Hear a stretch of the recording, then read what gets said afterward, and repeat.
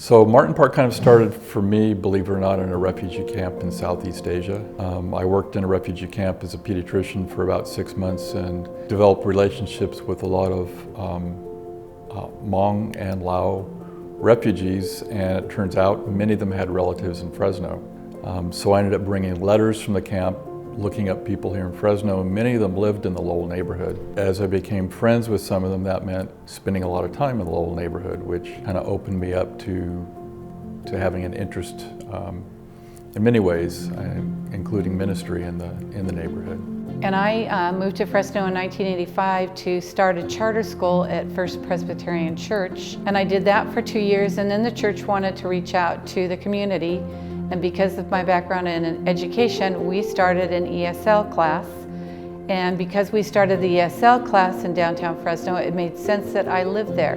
And Marty and I, because we went to the same church, connected quite often because of our same interest in the Lowell neighborhood. And so in '91, before our first child was born, we moved into a house that was built in 1888 at 357 North Glen, which is now called Martin Park. Why did we do it?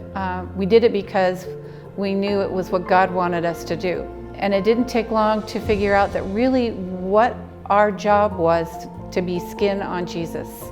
We were to be the people that people in their neighborhood who were looking for hope, who were looking for answers, could come to the house and would be loved and cared for.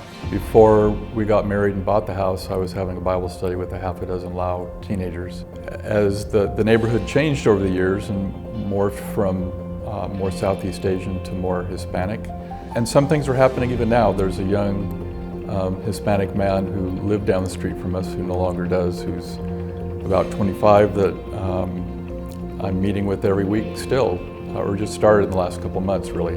So I think the needs of the neighborhood changed, the complexities of the neighborhood changed. We lived in our home for 20 years until our youngest graduated from high school. And Marty was doing missions overseas, and we decided that maybe God was relinquishing our responsibility that we felt to the neighborhood. We wanted people who were investing themselves into the lives of the people in the neighborhood.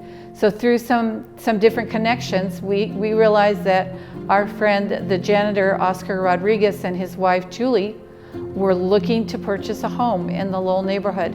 So God worked a miracle, and they were able to make the balloon payment when it was needed, and had another loan, which was just another way of confirming that that's where they needed to be, and that's what they needed to be doing. We're thrilled that they're there, but we also realize, probably more than anyone else, that it's not an easy place to live. But I think that the great thing about it in God's kingdom, I mean, we passed the baton, but how they run with it is the way that God leads them. And it's going to be different than the way that God led us. But in the same way, when you're faithful to what God asks you to do, then God moves forward. So you can't drive a parked car, but when a car is moving, it will go, and they are going, which is great. They're building on that foundation in many ways that we were not able to, for a variety of reasons. We're exceedingly joyful that they are there and are carrying on past what we were able to do.